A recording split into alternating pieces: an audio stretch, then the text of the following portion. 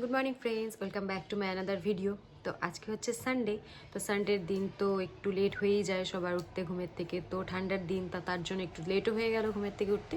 তো আমার কিন্তু স্নান টান কমপ্লিট হয়ে গেছে, বাট বাকি অন্যান্য কাজ কিন্তু এখনও কমপ্লিট হয়নি। চাও খাইনি এখনও। তো প্রথমে চাটা খেয়ে নিই, চা বানাবো, চা খাবো, তারপরে কিন্তু বাকি কাজগুলো করবো। আজকে সানডের দিনে বাড়িতে থাকি ঠিকই, বাট সানডের দিনে কিন্তু বেশি কাজ থাকে আমার বাড়িতে। তো চলো, চা খেতে খেতে কথা হচ্ছে। তো দেখো ফ্রেন্ডস, আমি চাটা বসিয়ে দিয়েছি। আর চা আমি তো সব সময় মিল্ক টিটাই খাই, তো তার জন্য মিল্ক টি বসিয়েছি। আমি লাল চাটা অত পছন্দ করি না। তো ফ্রেন্ডস দেখো, চাটা নিয়ে জাস্ট বসে পড়েছি। তো চাটা খাবো, খাওয়ার পরে বাকি কাজকর্ম করব। আর এদিকে দেখো বসে আছে, এই কিরে মুখে কি দেখো, সকাল সকাল লালিপপ। তো চলো চাটা খেয়ে নিই, তারপরে কথা বলছি। তো ফ্রেন্ডস দেখো, যেহেতু আজকে সানডে, তো বাজারও চলে এসেছে বাড়িতে। তো আজকে কিন্তু মাছ মাংস দুটাই চলে এসেছে। আর মাছ দেখো দুটাই এসেছে, কাতল মাছ আছে আর এখানে ছোট পুঁটি মাছ আছে। অ্যাকচুয়ালি মেয়ে বেশি ছোট মাছটা খেতে পারে না, কারণ একটু কাটা থাকে, তো তার জন্য ওকে দিইও না। তো এদিকে দেখো মাছটাকে আমি বসিয়ে দিয়েছি, আর এদিকে ভাতও বসিয়ে দিয়েছি, কারণ মেয়ের অলরেডি খাওয়ার টাইম হয়ে গেছে। তো ওকে মাছ ভাজা আর ঘি দিয়ে ভাতটা মেখে খাইয়ে দিব। পরে আমি বাকি মাছের তরকারিটা বানাবো। তো এদিকে মাছ ভাজাটা হচ্ছে, আর মাংসটাও কিন্তু আমি ওদিকে বসিয়ে দিয়েছি, কারণ চিকেনটা যেহেতু আমাদের নর্মাল যেটা কিচেনের গ্যাস আছে সেখানে বানাই না, তোমরা জানোই। তো তার জন্য বাইরের আমার ছোটো চুলোটার মধ্যেই কিন্তু মাংসটাকে বসিয়ে দিয়েছি, কারণ না হলে দেরি হয়ে যাবে। কারণ মেয়েকে নিয়ে বসলে ওর পেছনে অনেকটা টাইম লেগে যাবে, ওকে খাওয়াতে স্নান করাতে। তার জন্য মাংসটা কিন্তু এদিকে বসিয়ে দিয়েছি।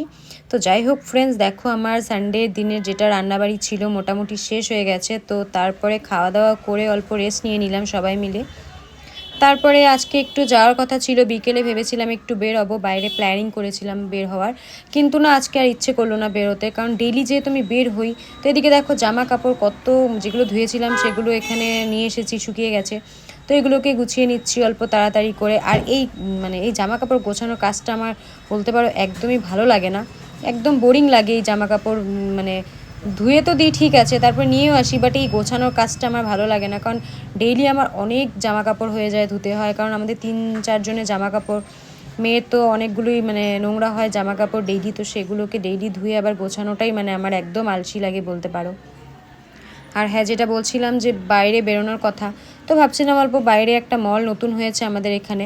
তো ওখানে ভাবছিলাম যে অল্প যাবো, অল্প ঘুরে আসবো, বাট আজকে আর ভালো লাগছে না বেরোতে। ডেইলি যেহেতু আমরা বের হই, আমি আর ডেইলি অফিসের কাজে বলো বা পার্সোনাল কাজে বলো বের হই, তো আজকে আর না একদম ইচ্ছে করছিল না বেরোতে। তো তার জন্য এই টাইমটাতে, সন্ধ্যে টাইমটাতে জাস্ট একটু টিভি দেখে দেখে একটু বাড়ির কাজগুলো করছিলাম। তো তারপরে এদিকে মেয়েকেও নিয়ে আসলাম, কারণ ওকেও একটু বিকেলে কিছু খাওয়াবো। তো ভাবলাম নিয়ে আসি, ও ছিল এতক্ষণ নিচে, আমার কাকিমুনি থাকে নিচে, তো ওদের ওখানে ছিল, তো ওকে নিয়ে আসলাম ওখান থেকে। তো দেখো কি খাচ্ছে, মুখের মধ্যে একটা চুইংগাম ভরেছে। এই যত সব আজে বাজে খাওয়াগুলো আছে না, ও সেগুলোই খাবে। আর বাড়িতে তো সোয়েটার পরবেই না, হাওয়াই চটিও পরবে না, কোনো জুতোই পরবে না, সারাদিন এভাবে ঘুরতে থাকে। তো তার জন্য না একটু ঠান্ডা ঠান্ডাও লেগে গেছে ওর, একটু সর্দিও লেগেছে। তো রাতে ওকে তেল মালিশ করানো হয়, কিন্তু তার জন্য সর্দিটা বাড়েনি। কিন্তু যাই হোক, ঠান্ডাটাও লাগলে বুকে যদি কপটা জমে যায় ওটা তো খারাপ।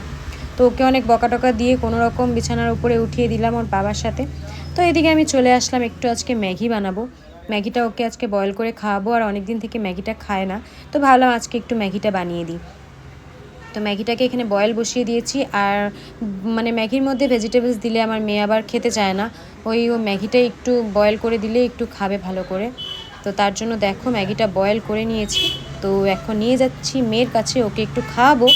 এতগুলো তো খাবেই না, খাবে তো অল্প, বাট অল্প তো আর বানানো যায় না। তো একটা কমপ্লিট ম্যাগিটাই বানিয়েছিলাম।